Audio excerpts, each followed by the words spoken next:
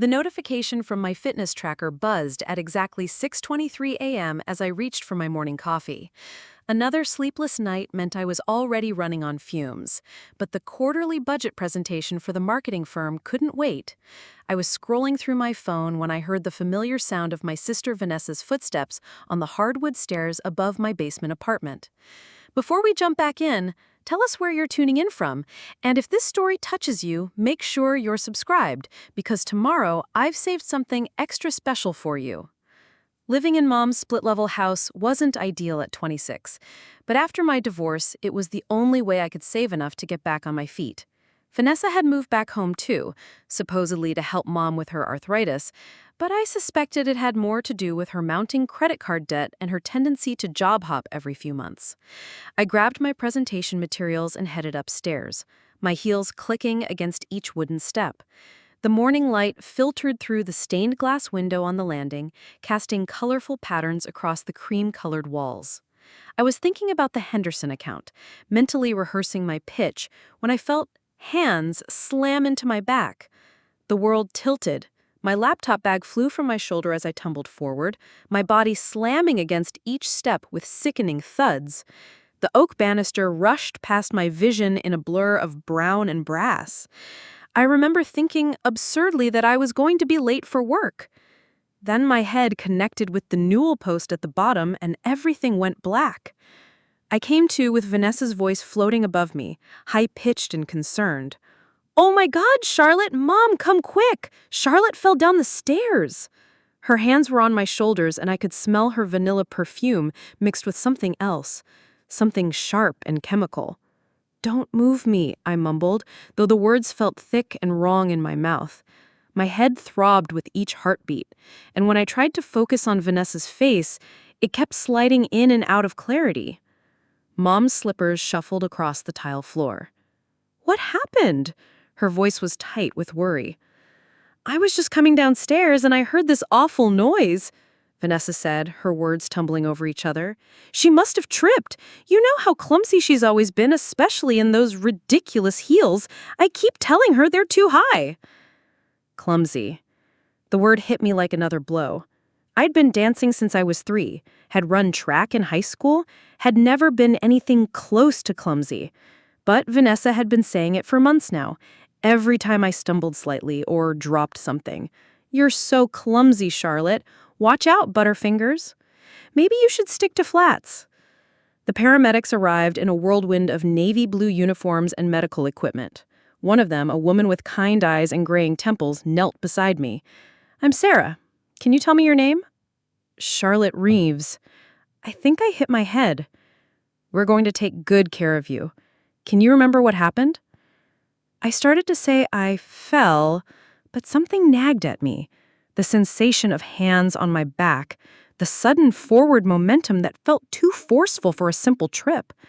But when I looked at Vanessa, she was wringing her hands, mascara smudged under her eyes, looking genuinely distraught. "I must have tripped," I said finally. "My sister found me." At Riverside General, the emergency room buzzed with controlled chaos. Dr. Martinez, a soft-spoken man with steel-rimmed glasses, ordered a full series of scans after I mentioned the persistent headache and occasional double vision. "Head injuries can be tricky," he explained as nurses wheeled me toward the imaging department. "We want to make sure there's no internal bleeding or swelling." Vanessa had insisted on coming with me, playing the concerned sister perfectly. She held my hand in the waiting room, bought me ginger ale from the vending machine, and texted updates to Mom. "You scared us so badly. Thank God I was there." But something felt off. Maybe it was the concussion, but I kept replaying the moment before I fell. The sound of her footsteps had been different somehow. Quieter, like she had been trying to make no noise. And there was that chemical smell I'd noticed, sharp and medicinal. The CT scan results came back faster than expected. Dr. Martinez returned with a tablet and a concerned expression that made my stomach clench. "Charlotte, we need to discuss your results. The scan shows some concerning findings." "Concerning how?" Vanessa leaned forward in her chair. "There's evidence of previous head trauma. Older injuries that appear to be healing, small areas of scarring that suggest repeated impact. He turned the tablet toward me, pointing to dark spots on the gray image of my brain. Have you had other falls recently? Car accidents? Any history of domestic violence? The room felt like it was spinning again. No, nothing like that. I mean, I've been a little more accident-prone lately, but accident-prone how? I thought back over the past few months. The time I'd supposedly slipped getting out of the shower and hit my head on the tile wall. The day that I had apparently walked into the kitchen cabinet door and ended up with a black eye. The evening I'd fallen down the front porch steps and blamed it on the loose railing. Each incident had happened when Vanessa was nearby. Each time, she'd been the one to find me, to comfort me, to explain what had happened. Each time I'd felt foggy and disoriented afterward, attributing it to clumsiness or stress from the divorce. I've been a few incidents, I said slowly, but I just thought... Dr. Martinez set down the tablet. Charlotte, I need to ask you directly. Is there anyone in your life who might be intentionally harming you? These injuries suggest a pattern of repeated trauma that's inconsistent with simple accidents. Vanessa's hand tightened on mine. Doctor, you can't be serious. Charlotte is my sister. I would never... We live together. I take care of her. I understand this is difficult, Dr. Martinez said gently, but I'm required to report suspected abuse cases. The pattern of injuries combined with today's incident and the victim's reported confusion and memory issues raise red flags. My blood turned to ice water. Memory issues. The gaps in my recollection around each accident. The way I'd wake up sometimes feeling drugged and disoriented. The prescription sleep aids that kept disappearing from my medicine cabinet, even though I barely used them. I looked at Vanessa, really looked at her for the first time in months. Her concerned expression flickered for just a moment, and I saw something else underneath. Something cold and calculating that made me want to pull my hand away from her. I need some water, I said, my voice barely above a whisper. Of course, sweetie. Vanessa stood quickly. I'll get you some from the nurse's station. The moment she left, Dr. Martinez moved closer. Charlotte, if you're in danger, we can help you. Hospital security, social services, the police if necessary. You don't have to go home with her if you don't feel safe. But she's my sister, I said automatically, though the words felt hollow. Preparing and narrating this story took us a lot of time, so if you're enjoying it, subscribe to our channel. It means a lot to us. Now back to the story. She's been taking care of me since the divorce. She helps Mom. She wouldn't... Family members can be abusers too, he said quietly. In fact, they often are. The pattern of injuries we're seeing, combined with your reported increase in clumsiness and the circumstances of today's fall, strongly suggests intentional harm. When Vanessa returned with the water, her smile was perfectly crafted, but I noticed how her eyes darted to Dr. Martinez's face, searching for clues about what we'd discussed. She handed me the cup with steady hands, but I caught the slight tremor in her fingers. The doctor says you'll need to take it easy for the next few days, she said, settling back into her chair. Lucky thing I can work from home this week to keep an eye on you. The thought of being alone with her made my skin crawl. For the first time, I really considered the possibility that my own sister had been systematically poisoning me and pushing me downstairs. The woman who'd braided my hair before school dances, who'd held me when Mom and Dad divorced, who'd helped me pack when my marriage fell apart.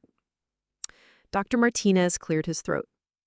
Actually, given the severity of the head injury, I'd like to keep Charlotte for observation overnight. Sometimes symptoms can worsen hours after the initial trauma. Oh, that's not necessary, Vanessa said quickly. I'm a registered nurse. Well, I was, before I took a break.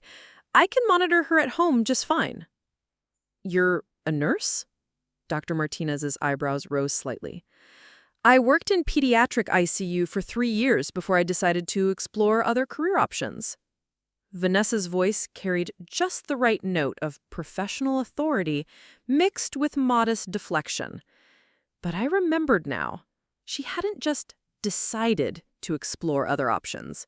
She'd been let go.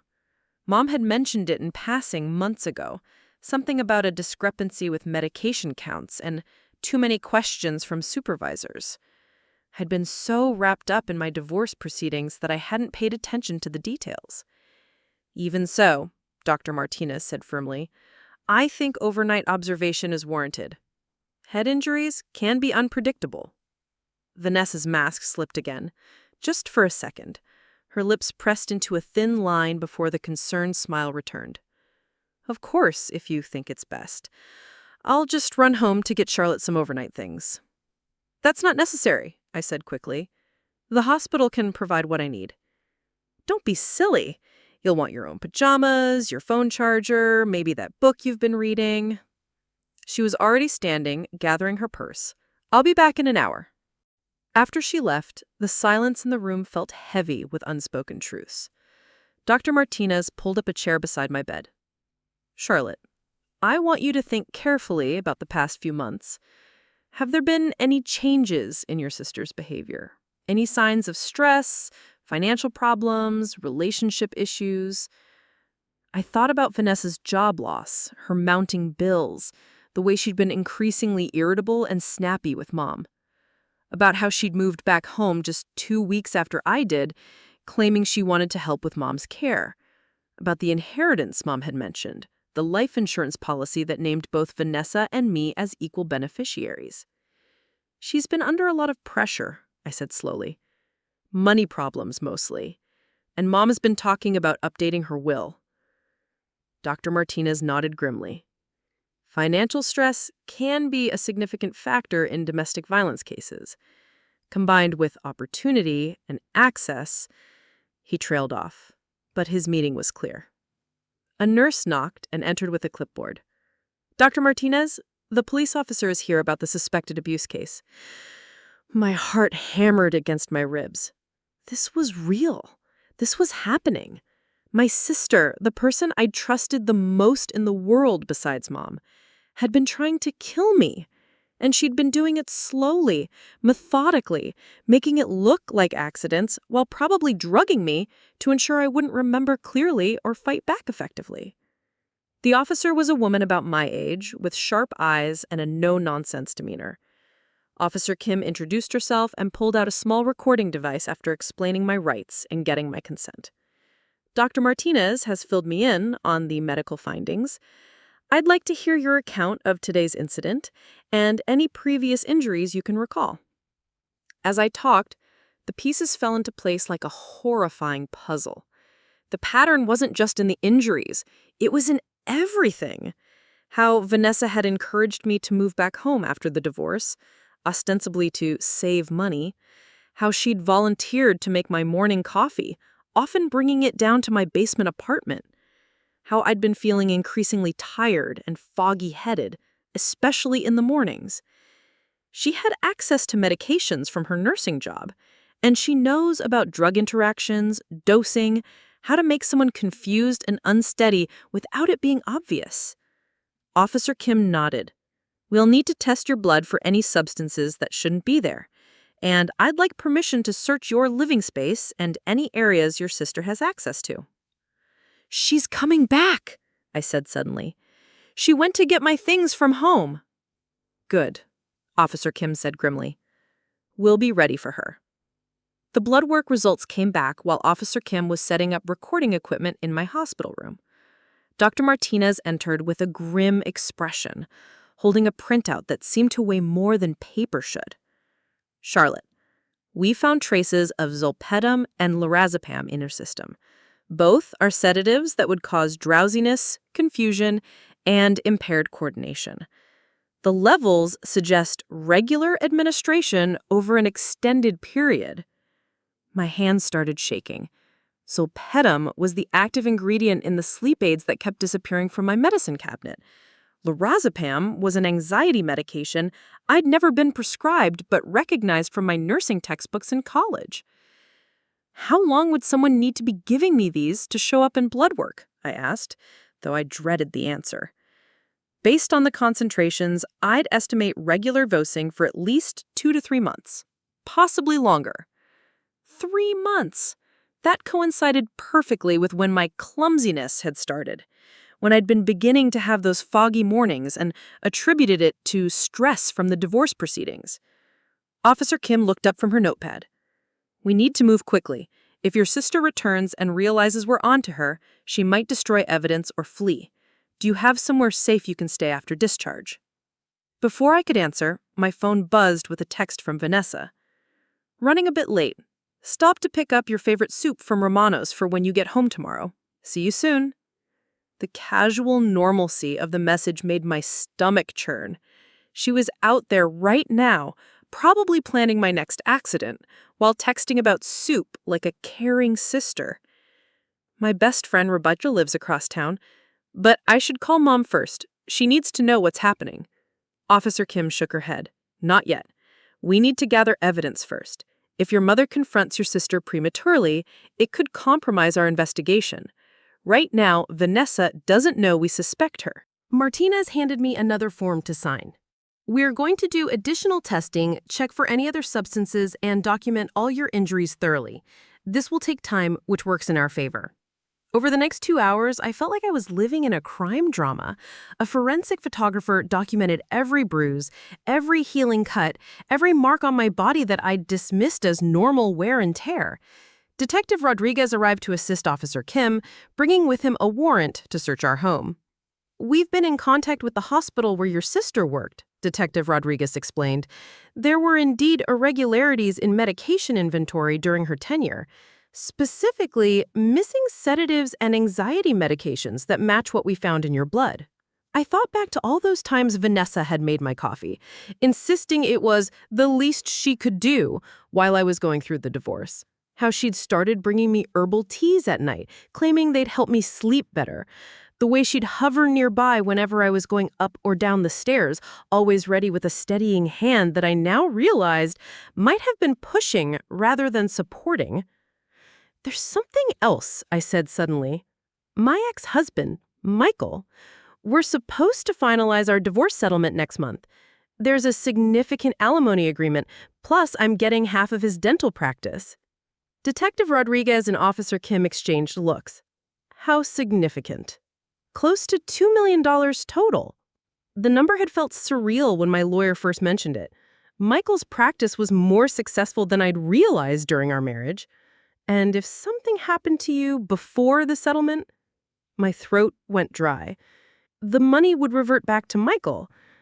But if I died after the settlement, I trailed off, realizing the implication.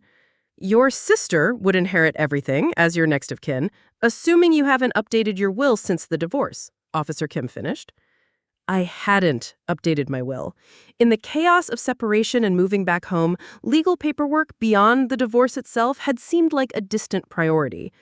Vanessa's name appeared on the screen. Detective Rodriguez nodded for me to answer, but gestured for me to keep it brief. Hey, Van, I said, trying to sound groggy and tired. Hi, sweetie. How are you feeling? I'm just pulling into the hospital parking garage now. Still pretty out of it. The doctor gave me something stronger for the pain. Good. You need your rest. I brought you that lavender tea Mom bought last week. It always helps you sleep so well. The lavender tea. Another piece clicked into place. Vanessa had introduced that tea into my routine about 6 weeks ago, right after one of my falls down the front steps. She'd made such a show of researching natural sleep aids and finding the perfect blend for me. That sounds nice, I managed. I'll see you in a few minutes. Actually, Charlotte, Detective Rodriguez said after I hung up, we'd like you to wear this. He produced a small recording device, no bigger than a button. If she says anything incriminating while she's here. The next 20 minutes felt like the longest of my life. Dr. Martinez had briefed the nursing staff, so when Vanessa arrived, they were ready to play their parts. She swept into my room carrying a small overnight bag and a thermos, the picture of sisterly concern. Oh, honey, you look terrible, she said, setting down the bag and immediately checking my forehead for fever. Are you in much pain? My head's still pounding, I said truthfully, and I feel so confused about everything. That's normal with concussions. I brought your favorite pajamas, your phone charger, and that book you were reading.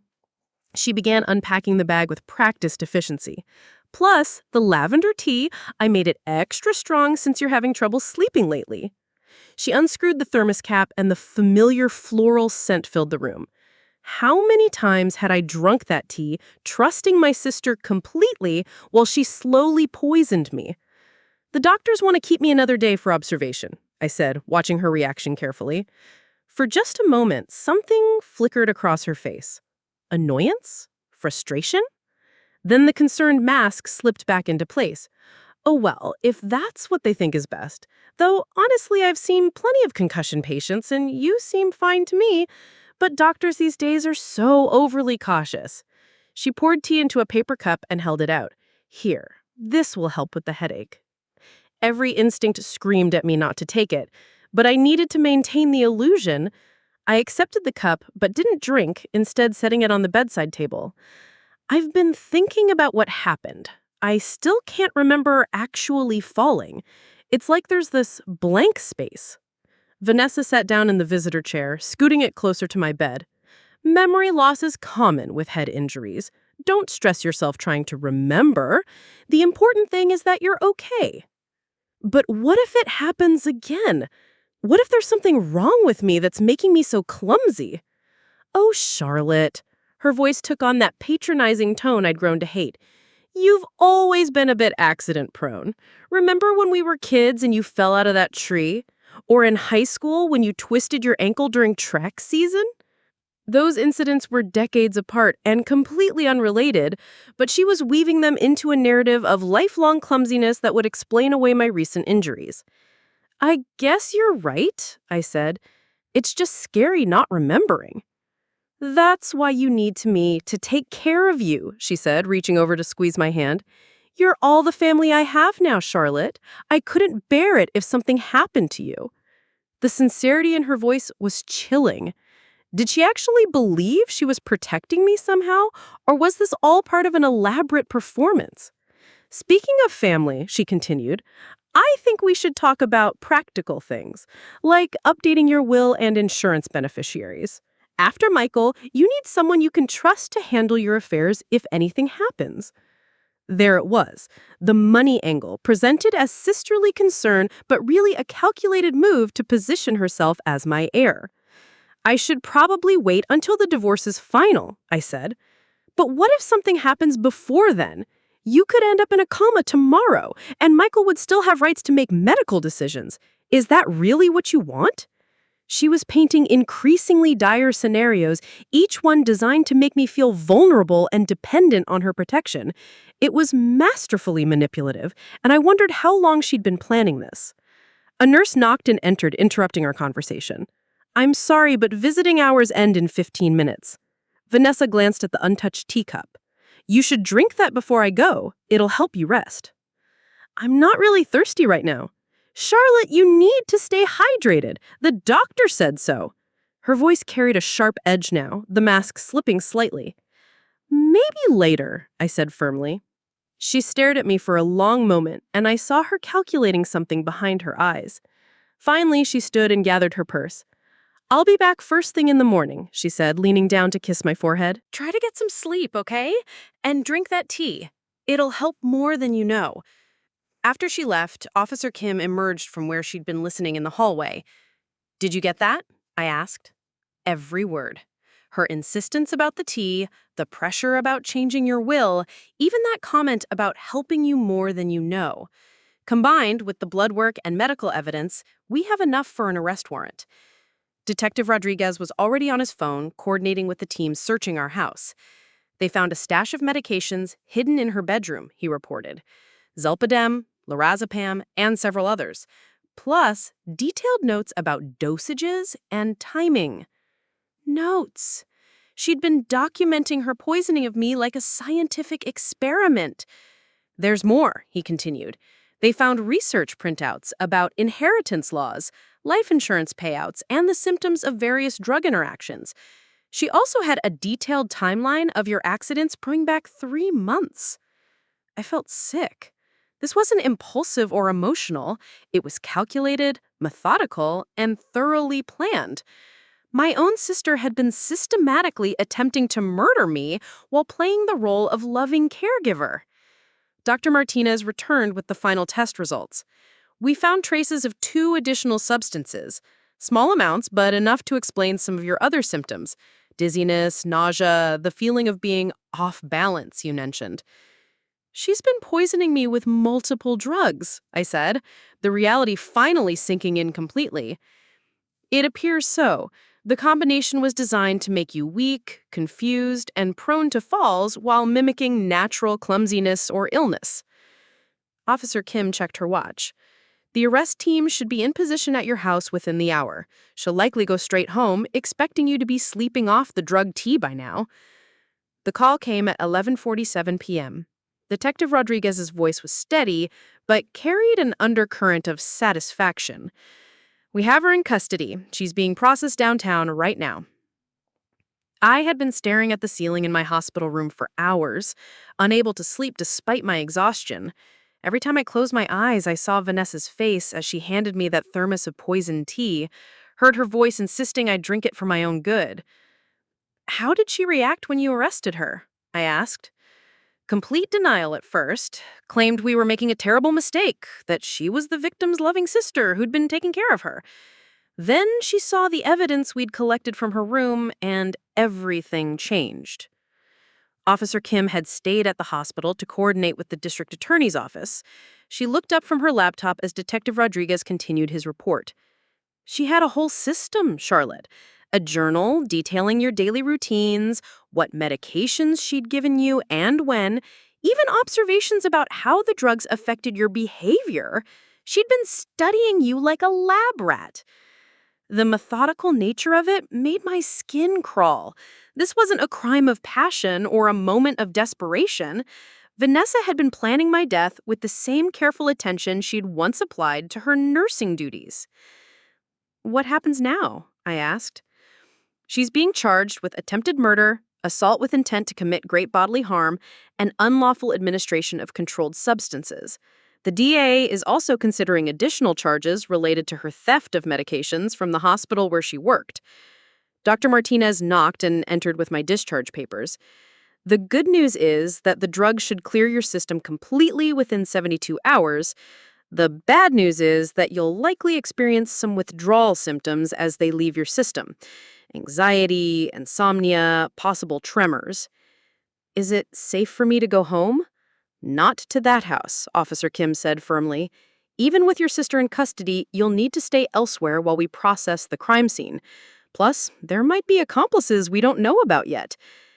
I called Rebecca from the hospital phone, not trusting my cell in case Vanessa had somehow compromised it. My best friend since college picked up on the second ring, instantly alert despite the late hour. "Charlotte, what's wrong?"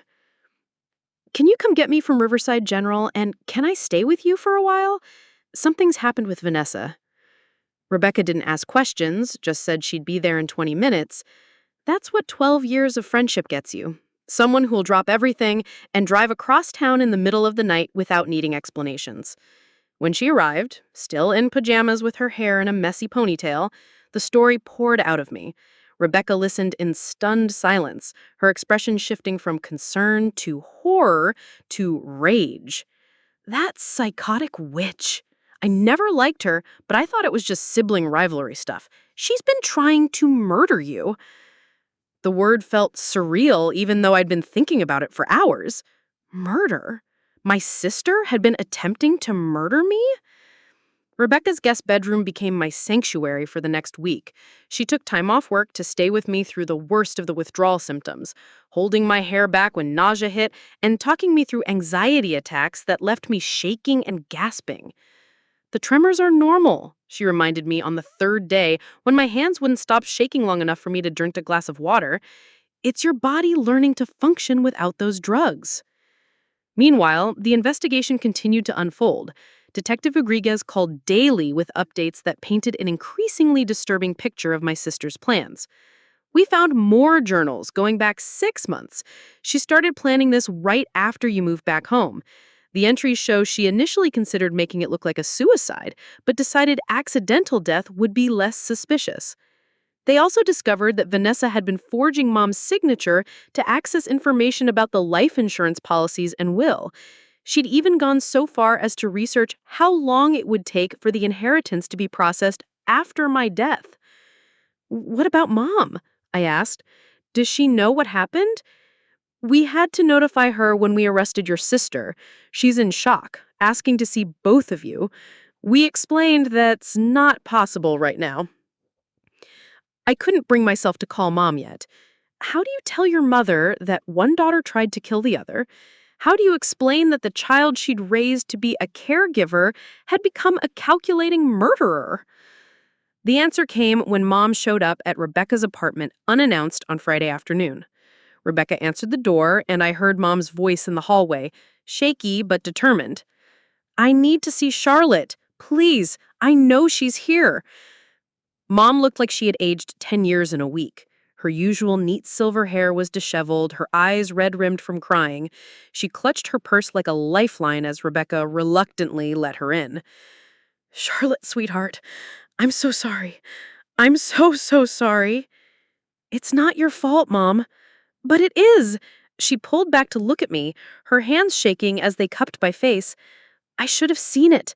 All those times you got hurt and I just accepted her explanations. I should have questioned why you were suddenly so accident-prone." We sat on Rebecca's couch while Mom told me what she had learned from the police. They showed me some of her journals, the things she wrote about your inheritance, and about how unfair it was that your divorce settlement would make you wealthy while she struggled. I always resented me for marrying Michael. Even when the marriage was falling apart, she'd make comments about how I'd be fine financially no matter what. "There's more," Mom said quietly. "The police think she might have been planning to hurt me too after you were gone. They found research about elderly accidents, falls in bathtubs, medication overdoses in seniors." The room went cold. Vanessa hadn't just been targeting me. She'd been planning to eliminate anyone who stood between her and the family money. "I've changed my will," Mom continued. "Everything goes to you now, with specific language excluding Vanessa. I also moved in with your Aunt Linda temporarily. I don't feel safe in that house anymore." Over the next month, the full scope of Vanessa's crimes became clear. The district attorney's office had built an airtight case with the physical evidence, her journals, testimony from her former coworkers about missing medications, and the recording we'd made in the hospital room. Her defense attorney tried to argue that she'd suffered a mental breakdown from financial stress and job loss, that the attempted murder was the result of temporary insanity rather than calculated malice. The prosecution countered with the journals, showing months of careful planning and the systematic nature of the poisoning. This wasn't a moment of madness, the prosecutor argued during the preliminary hearing. This was a sustained campaign of attempted murder, carried out with medical knowledge and premeditation over several months. The hearing was the first time I'd seen Vanessa since that night in the hospital. She looked smaller somehow, her face pale and drawn. When our eyes met across the courtroom, I expected to see remorse or at least recognition of what she'd done. Instead, I saw anger. Pure, undiluted fury that her plan had been discovered. She wasn't sorry for trying to kill me. She was sorry she'd been caught. During a recess, her attorney approached mine with a plea bargain offer. Vanessa would plead guilty to aggravated assault in exchange for a reduced sentence and admission to a psychiatric facility. "Absolutely not," I told my lawyer. "She tried to murder me. She planned to murder our mother. She doesn't get to plead down to assault and claim mental illness." The case went to trial 3 months later. I testified about the months of systematic poisoning, the manufactured accidents, the way she'd manipulated my trust while slowly destroying my health. The medical evidence was overwhelming, the journals damning, the recorded conversation devastating. The jury deliberated for less than 4 hours before returning guilty verdicts on all counts. Attempted murder in the first degree, assault with intent to commit great bodily harm, unlawful administration of controlled substances, and theft of prescription medications. Judge Harrison sentenced Vanessa to 15 years in prison with no possibility of parole for 10 years. This court has rarely seen such a calculated and prolonged attempt at murder, she said. The defendant used her medical training and family relationship to systematically poison the victim while presenting herself as a caring sister. Vanessa finally showed emotion then, sobbing as the bailiff led her away in handcuffs. But even her tears felt performative, another manipulation attempt that had come too late. The civil lawsuit against the hospital where she'd worked was settled quietly. Their lax inventory controls had enabled her to steal the medications she'd used to poison me. The settlement covered my medical expenses and provided enough for a substantial down payment on a new house, far from the split level where my sister had tried to kill me. 6 months after the trial, I ran into Lily Chen, one of Vanessa's former nursing colleagues, at a coffee shop downtown. She recognized me from the news coverage and approached hesitantly. "I want you to know that some of us suspected something," she said quietly. "The missing medications, the way she'd ask strange questions about drug interactions and dosages. But we thought she might be struggling with addiction, not trying to hurt someone else." "Why didn't anyone report it?" "We should have. That's something I'll have to live with. But Vanessa was smart about it, never taking too much at once, always having explanations. And she was so convincing when she talked about taking care of her sister who'd been having accidents." Even at work, Vanessa had been building the narrative of my clumsiness, laying groundwork for when my accidental death would need explaining. Today, 2 years later, I live in a cottage on the other side of town with a security system and cameras.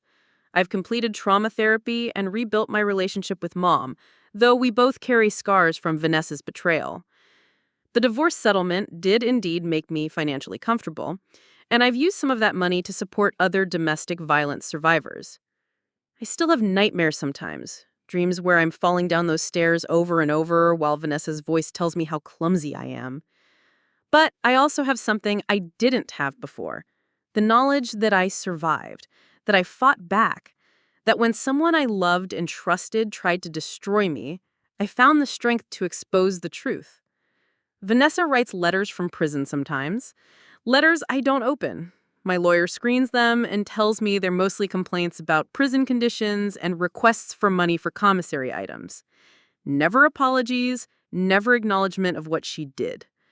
That's fine. I don't need her remorse to move forward. I learned something important about family that night in the hospital. DNA doesn't oblige you to accept abuse. Love doesn't require you to ignore attempts on your life. And sometimes the most dangerous person in your world is the one who sleeps down the hall and makes your morning coffee. I survived my sister's attempt to murder me, and I chose who gets to be my family. Some bonds can't be broken by blood, and some blood bonds should be broken for survival. 3 years have passed since that morning when everything changed. I'm standing in my new kitchen, making coffee in a house that belongs entirely to me, when my phone rings. It's Detective Rodriguez, now retired, but still someone I consider a friend. "Charlotte, I thought you should know. Vanessa's parole hearing is coming up next month." My hand freezes on the coffee mug. 3 years early? She's been a model prisoner, apparently, participating in therapy programs and maintaining perfect behavior. The system rewards good conduct, even when that conduct might be another performance. "The hearing is coming up next month, so you have the right to submit a victim impact statement if you want to."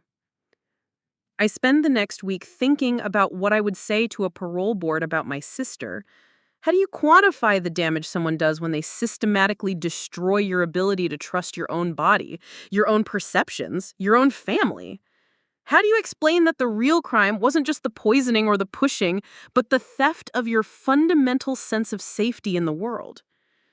In the end, I write a simple statement. I tell the board about the nightmares that still wake me sometimes, about the way I still check and double-check my food and drinks before consuming them, about the way I had to learn to trust people all over again.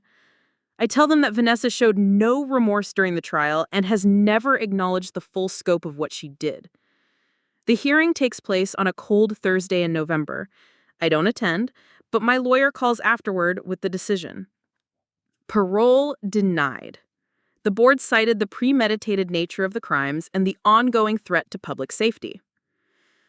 She asked about you, my lawyer mentions, wanted to know if you'd be willing to meet with her. Absolutely not, I told my lawyer. That's what I told them. That evening, I'm cooking dinner when Mom calls. She's been doing better lately, back in her own house with a new security system and regular check-ins from Aunt Linda.